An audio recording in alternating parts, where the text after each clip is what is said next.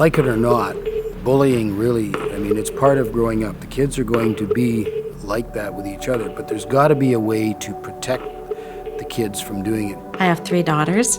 All 3 of them have been bullied in some way. The youngest, Katie, and the eldest have experienced sexual abuse at school. If I had the choice to send my child to any school in the community, whether it was a private school or a chartered school, that at least there would be more accountability in the system. Part of the problem right now is we have school boundaries, and the kid who lives in this particular area, he has to go to that particular school. He doesn't have any choice. For an example, they live on the south side of the street and are attending a school because that's in their boundary area. And there's a school maybe across the street and down 5 or 6 houses, so not very far. And to get away from the bullying that's happening at this school, they want to be able to transfer over. And the boards say no boundary exemptions. You have to stay at this school. There's so many things that go on in the classroom that the teacher just is not aware of. And contrary to what the kids think, there is so much that goes on that the teacher is aware of, and he just chooses not to deal with it. But the bullying takes place not just in the classrooms, it takes place in the hallways, it takes place on the playgrounds, it takes place on the bus.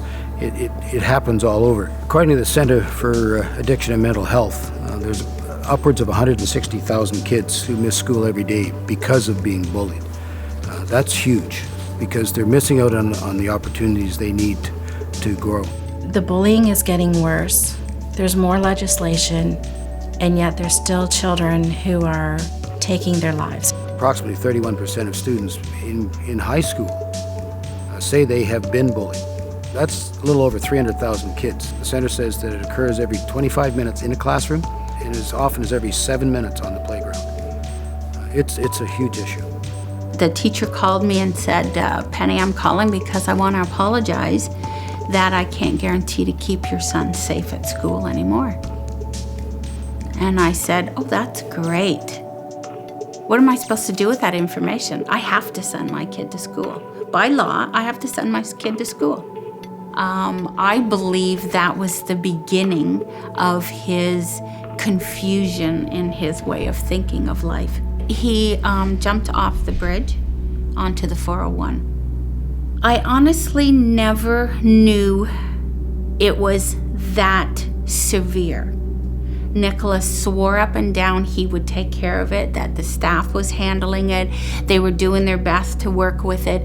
Nicholas never came home and complained or cried or whined about it. He truly believed that if he did not make a big deal, that it would go away. I showed up at a door of one of the parents and I spoke to the father and I said, if you don't do something about this, I will go farther. And he totally brushed it off. He said, boys will be boys.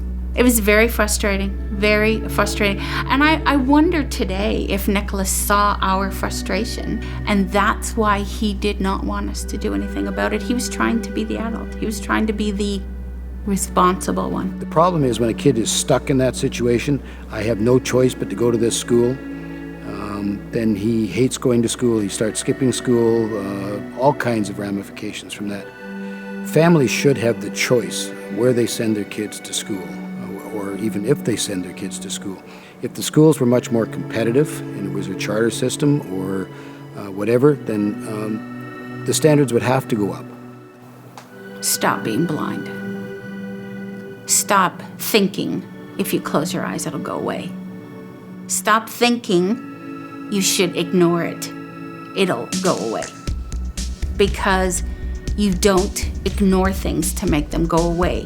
You hit them head on, you face them head on, and you speak about it. Nothing goes away by being silent. Speak up. Do something about it.